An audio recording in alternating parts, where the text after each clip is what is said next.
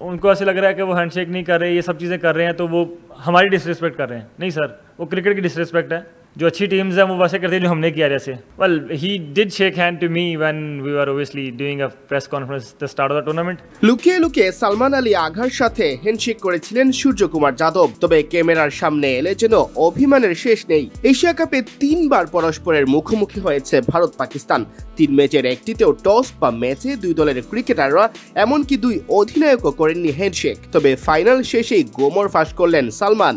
ক্যামেরার আড়ালে ছিলেন অন্য এক সূর্যকুমার। টুর্নামেন্ট শুরুর আগে প্রেস কনফারেন্সে সে আমার সাথে হ্যান্ডশেক করেছিল, রেফারির মিটিংয়েও করেছিল।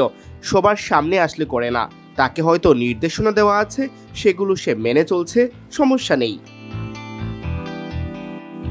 3 বার ভারতের কাছে হেরেও পাকিস্তান অবশ্য বাবর রিজওয়ানের অনুপস্থিতি টের পাচ্ছে না। অন্তত খোদ অধিনায়ক সালমানই বলছেন এমন কথা, যে দল আছে তা নিয়েই তিনি সন্তুষ্ট। যদিও পাছে লোকে কিছু বলে, টি-20 দলের নিকট ভবিষ্যতে অধিনায়ক সালমানের জায়গাটাই নাকি নড়বড়ে।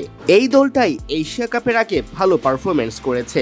আমরা 180 রানও করেছিলাম, সব সিরিজই রান করছিলাম, আমেরিকায় এমনকি বাংলাদেশেও। ব্যক্তিগত কাউকে নিয়ে আমি কথা বলতে পারি না, কারণ দলটা ভালো করছিল।